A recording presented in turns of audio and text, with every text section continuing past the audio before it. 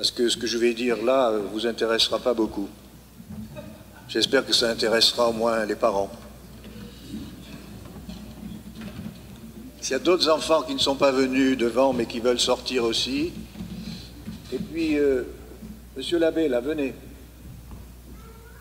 Si vous voulez bien aller aider la sœur, s'il vous plaît. Merci.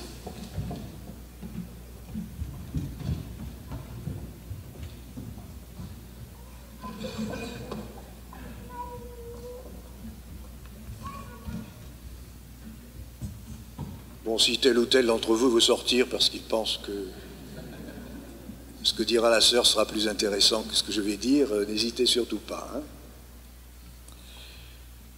Dans l'évangile de dimanche dernier, Jésus paraissait bien exigeant.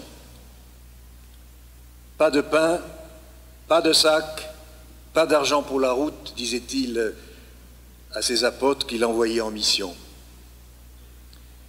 Et voilà qu'aujourd'hui, nous voyons les apôtres revenir auprès de Jésus et celui-ci leur dire « Reposez-vous un peu ».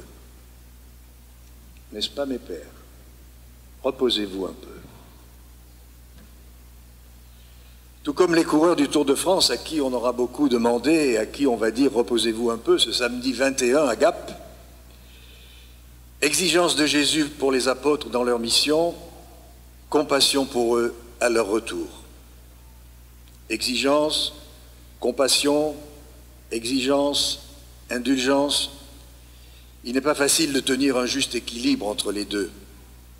On ne peut pas toujours être dans l'exigence, ni toujours dans l'indulgence, toujours dans le labeur, ni toujours dans le repos. À quel moment, avec qui et dans quel domaine faut-il se montrer exigeant? À quel moment, avec qui et dans quel domaine faut-il se montrer indulgent? Nous sommes bien souvent confrontés à cette question. On est quelquefois bien trop exigeant ou bien trop indulgent. Trop exigeant ou trop indulgent avec soi-même. Trop exigeant ou trop exigeant avec son entourage. À être trop indulgent, on risque de devenir laxiste. Et à être trop exigeant, on risque de devenir rigoriste. L'exigence peut tirer vers le haut, amener à se dépasser plus ou moins malgré soi. Mais elle peut aussi être écrasante. L'indulgence peut être un moyen de se mettre à la hauteur de l'autre et de ses faiblesses. Mais celui qui en bénéficie peut en abuser. Comme chrétiens, nous devons, même si c'est difficile, être exigeants et indulgents à la fois pour une même personne. Si je pouvais utiliser une image, je dirais que nous devrions faire un peu comme Jean de La Fontaine dans ses fables. Un coup, il accable le loup, sujet à ne pas aborder dans les Hautes-Alpes. Un coup, il accable le loup, comme dans Le loup et l'agneau, et un coup, il prend sa défense, comme dans Le loup et le chien. Tout dépend de la situation. Vous le savez, ici à Val-Louise, les trois vallées de l'Argentière, de Fressinière et de la Val-Louise ont été un refuge pour les Vaudois dans les temps anciens. Ce mouvement déstabilisait l'Église. Fallait-il être exigeant? Fallait-il être indulgent? Comment fallait-il réagir? Les franciscains installés à Briançon ont agi par la parole et par l'exemple. Et l'on se rappelle surtout, en Val-Louise, du passage du saint dominicain itinérant Vincent Ferrier. Mais peu à peu, les moyens mis en place ont été de plus en plus coercitifs à la demande du dauphin Humbert II, qui jugeait le mouvement politiquement et socialement dangereux. Ce n'était pas la ligne de l'Évangile. Et c'est pourquoi le pape François, il y a quelques semaines à Milan, n'a pas manqué de demander pardon pour les persécutions commises dans l'histoire à l'encontre de la communauté vaudoise. Alors tout cela peut nous paraître bien loin, mais pas si sûr.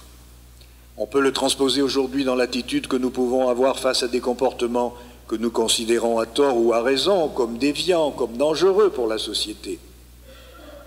Lorsqu'une communauté, une nation, se sent menacée par le terrorisme ou l'anarchie, comment doit-elle réagir? Je n'ai pas la réponse. En tout cas, ce ne peut être ni par une abdication de toute forme d'autorité, ni à l'inverse, par une autorité qui s'imposerait par tous les moyens. Faire le bien doit venir du dedans. Il est le résultat d'un choix. On ne peut pas l'imposer de l'extérieur. L'homme qui ne pourrait plus choisir de faire le bien librement ne serait plus un homme. Ce qui vaut à l'échelle d'une nation vaut aussi à l'échelle d'une famille. Lorsqu'un proche prend une direction que je réprouve, voire même que je trouve néfaste pour lui, comment le préserver, l'aider, l'accompagner? Par la force ou par la raison? Par la persuasion, par l'attention ou par l'amour?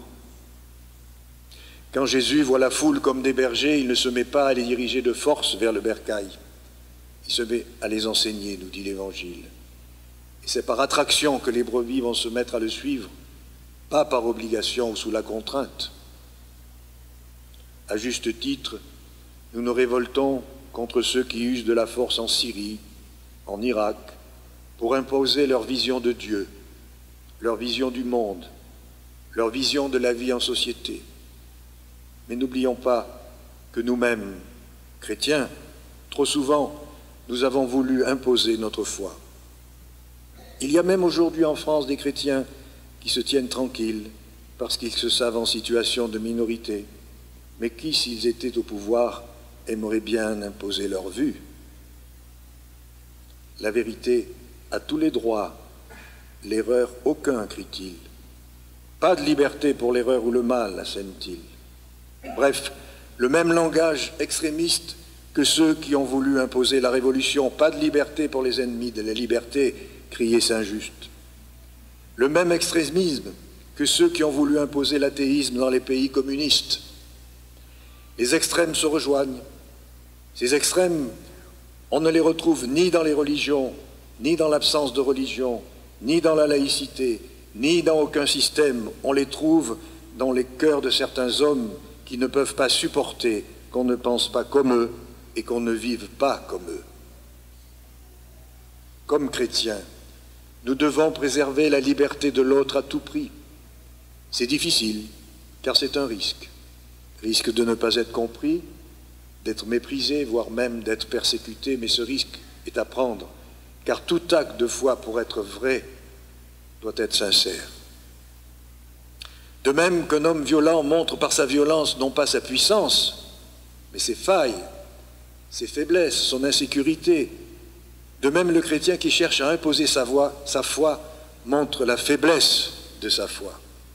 Il montre qu'il ne croit pas tant que ça au fait que le Christ est le maître de l'histoire, que l'Esprit guide son Église. Il montre qu'il ne croit pas en la force de la parole de Dieu pour toucher les esprits et les cœurs. Alors, ayons un peu plus de foi et un peu plus de respect pour les autres.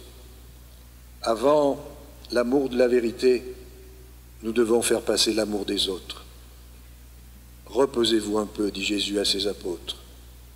Et de la foule qui le suit, saisie de compassion, Jésus se met à l'enseigner longuement. Certains vont être touchés et le suivre. Certains vont rester indifférents et retourner à leurs occupations. Et certains vont chercher à le perdre. Mais tous seront restés libres dans leur choix. Nous sommes ici dans une église dédiée à Saint Étienne. Rappelons-nous son martyre. Alors qu'il était lapidé, un jeune homme regardait la scène, approuvant le meurtre. Cet homme s'appelait Saül. Il est devenu Saint Paul. C'est librement qu'il est devenu Saint Paul, après que le Christ lui ait montré tout son amour, un amour à la fois plein d'exigence et d'indulgence, mais plein de miséricorde, de pardon pour le passé et de promesses pour le futur.